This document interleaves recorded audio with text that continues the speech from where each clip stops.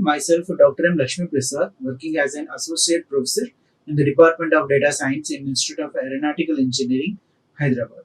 In this video, I am going to discuss about non-probability sampling.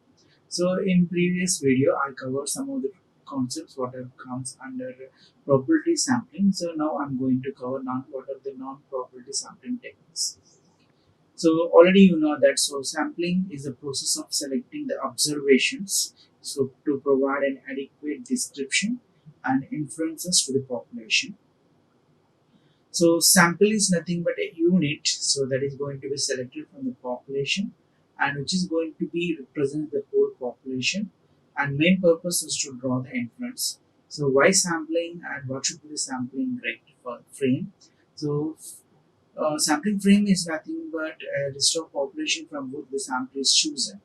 Okay, so sampling is the process of selecting the observations to provide an adequate description and inferences to the population. So what is a sample first of all? So a sample is the unit that is this going to be selected from the population and which is going to represent the whole population, and main purpose to draw the inference. And sampling frame is nothing but the list of population from which the sample is going to be chosen.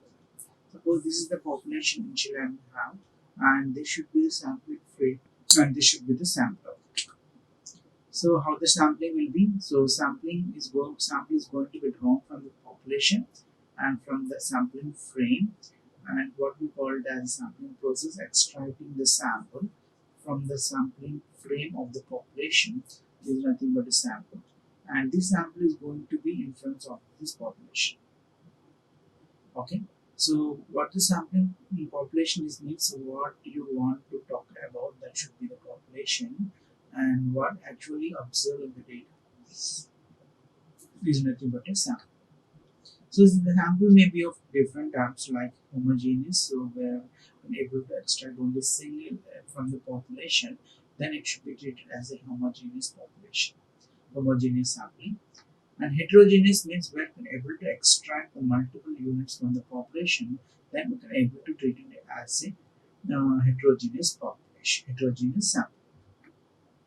So the sampling design process, so where we can able to define the population and we have to determine the sampling frame and determine the sampling procedure. So where this thing is going to be divided into two types like sampling and non-probability sampling.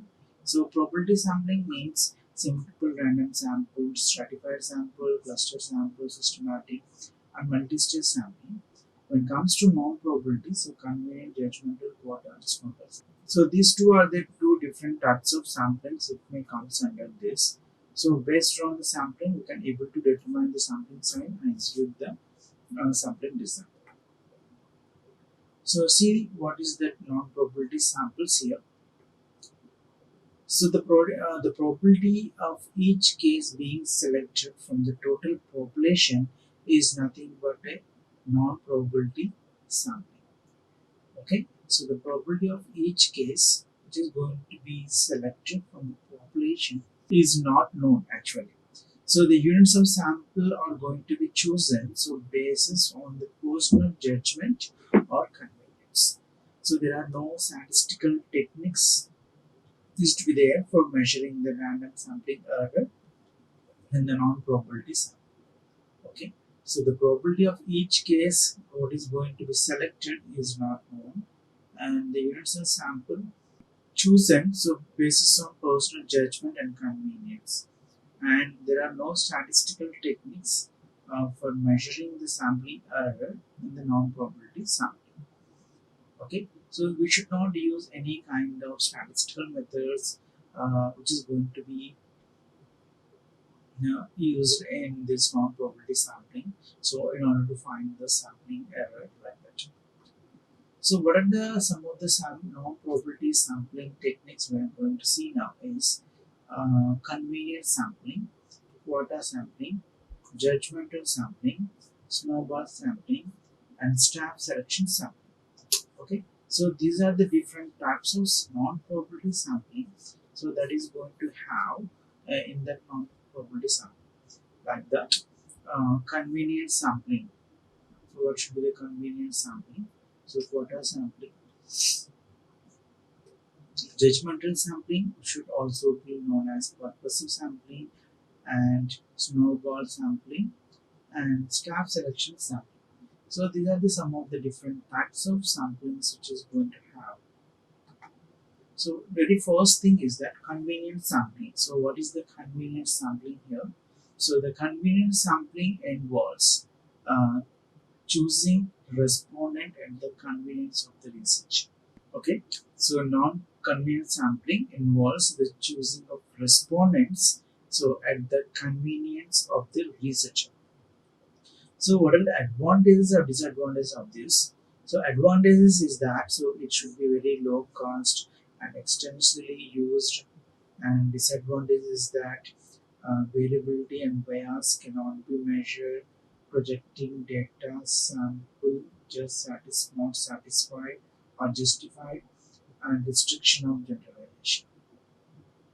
Okay, so advantage is that very low cost and extensively used and understood, and disadvantage is that so the variability and bias cannot not be measured or controlled, and projecting the data beyond the sample uh, not justified, and restriction on generalization. So these are the some of the disadvantages of this method. And second one is the quota sampling. What should be that?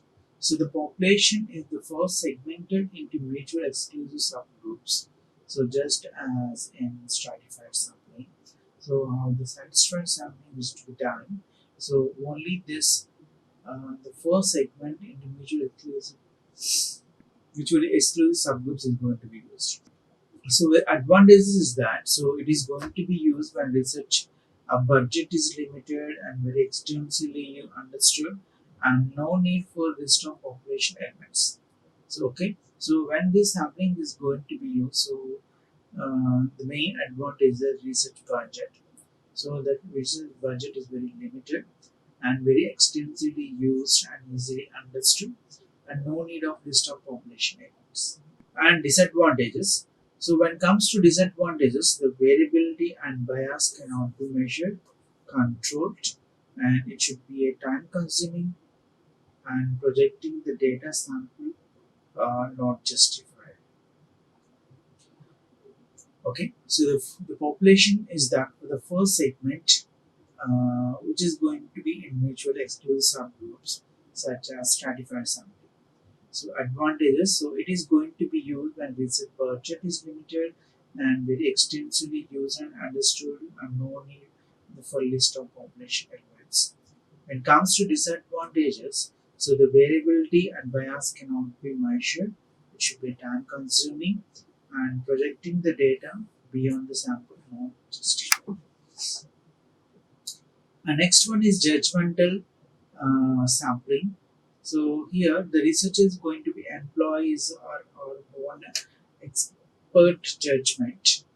So an advantage is that there should not be assurance. There should be an assurance of quality response and meet the specific objective. So when it comes to disadvantages, so the bias selection of sample may occur, and it should be a time consuming process. Okay, so the judgment sampling, so it should be the advantage, there should be an assurance of quality response and meet the specific objective.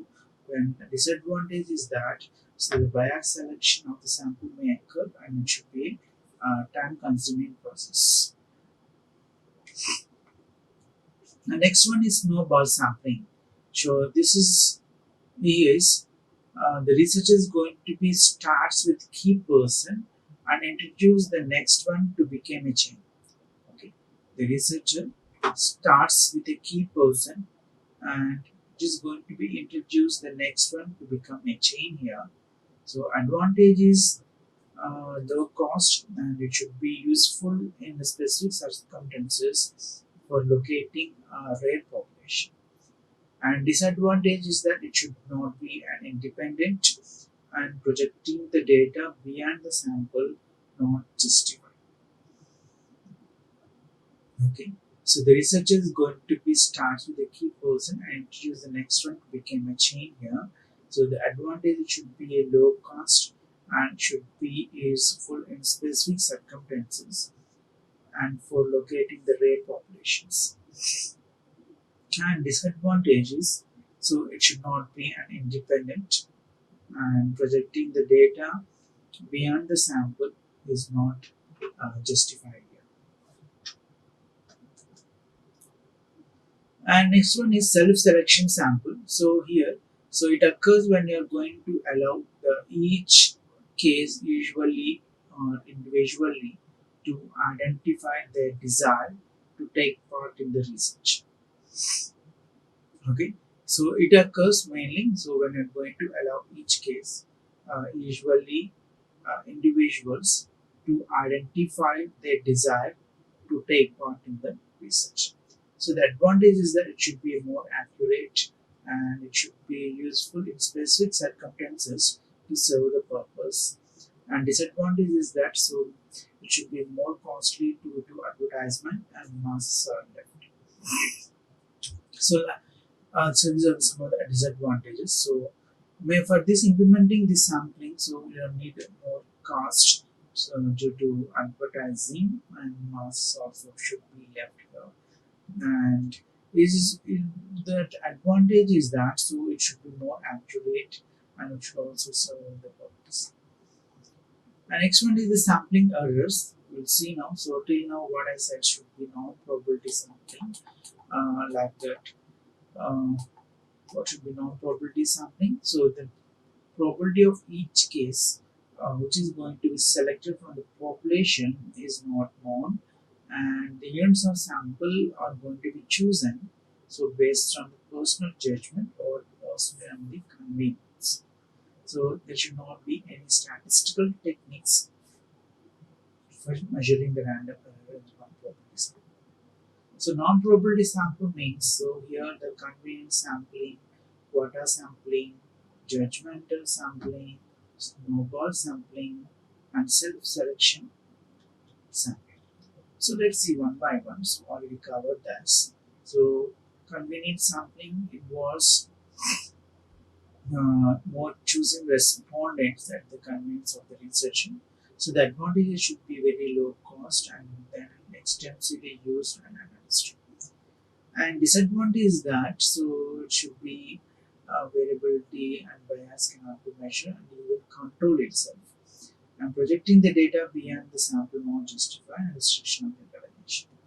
So the quota sampling, so the population is therefore segmented into mutual exclusive groups like stratified sampling and advantages means so it is going to be used when the research budget is limited, very extensively used and then understood and no need for list of population events. And disadvantage is so and variability and bias cannot be measured and controlled and it should be time consuming and the projecting the data beyond the sample not justified. The next one is judgmental sampling. So here judgmental sampling means the researcher is going to be employed so is her own expert judgment about that. And advantages is that so there should not be there should be an assurance of quality response. So this is the very important advantage of judgmental sampling and also it should meet the specific objective. And disadvantages. So disadvantage means so selection of sample maker and it should be time consuming.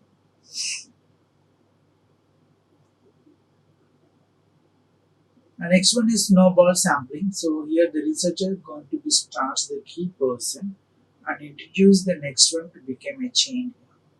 So advantage is so low cost and usually in specific circumstances for locating the population and disadvantage not independent and projecting the data beyond the sample not just self-selection sampling. So it occurs when you're going to allow each case, usually individuals, to identify their desire to take part in the research. And advantage is it should be more accurate and should be uh, useful in specific circumstances to serve the purpose. And disadvantage is more costly due to advertisement and mass site. See what are the different types of sampling errors. So sampling error. So the error which arise due to the use of sampling surveys are known as the sampling error. Okay. So the errors which arise due to the use of sampling surveys are known as sampling error. So there are two types of sampling errors. First one is biased error and second one is unbiased or random sampling error. So biased error means due to the selection of sampling techniques, the size of the sample can able to define it. And unbiased error or random sampling error means which is going to be differentiate between the members of the population included or not included. Is it clear? Okay. So the errors which arise due to the use of sampling surveys are known as sampling errors. And this error will be of two types. So biased errors and unbiased errors. Again, other name of this one should be called as random sampling error. So bias means it should be due to the selection of sampling techniques. The size of the sample also can able to define it. Unbiased error means which is going to be differentiate between the members of population or included or may not be included. So what are the various methods for reducing the sampling errors? So first one is that specific problem selection. So how we're going to be select this problem selection, specific problem selection. So that is also one kind of error. And systematic documentation of related research and effective enumeration and effective pre-testing. So before going to implement this sampling, we have to perform the pre-testing and controlling the methodological bias and then selection of appropriate sampling techniques. Okay, so these are the some of the sampling errors that is going to be used here. Non-probability errors. So non-probability error means that it should be refers to bias and mistakes in the selection of sample. So non-sampling errors means it refers to bias and mistakes in the selection of the sample. So what may be that? So what are the various causes of selecting the selection of sample and what kind of errors we are getting here? So sampling operations. So while implementing the sampling operations, you can able to get the sampling error, inadequate of response, and misunderstanding the concept, and the lack of knowledge, and concealment of the truth, and loaded questions, and processing errors, and then sampling size. So these are the causes that may leads to the errors here. Mainly the focus of selection of samples. So for selection of samples, what kind of errors we are getting here is sampling operations, inadequate response, misunderstand the concept, lack of knowledge, concealment of the truth, loaded questions, and processing errors and sampling size. So these are the some of the sampling errors that is going to occur in the not sampling, right? So these are the some of the sampling errors that may occur. Uh, so the errors which occur, which arise due to the use of sampling surveys, are known as the sampling error. So there are two types of sampling errors. So just now what I said is biased error and unbiased errors. So biased errors may occur due to selection of sampling techniques, and unbiased occur just differentiate between the population included not included. The methods of reducing the sampling errors are specific problem selection, systematic documentation of related research, effective enumeration, effective pretesting, and controlling methodological bias and selection of appropriate sampling techniques. So these are the some of the sampling process. Non-probability errors. What should be the non-probability errors here? So some of the non-probability errors that may occur in selection of the sample. So like causes for non-sampling errors like sampling operations, inadequate of response, misunderstand the concept, lack of knowledge, concealment of the truth, loaded questions, closing errors, and sampling size. Okay, so these are the some of this non-probability sampling errors that may occur by selecting the sample. So sampling operations and very lack of knowledge. So due to no knowledge, so we are going to see how we're going to uh, how to select the sample. And concealment of truth and loaded questions. So based on the question, how to based on questions. So we have to select the sample how and how we're going to process errors. And then what should be the sample size? Everything have to be causes for selecting the sample in the non-probability errors. Like, share and subscribe. Hit the bell icon for more updates.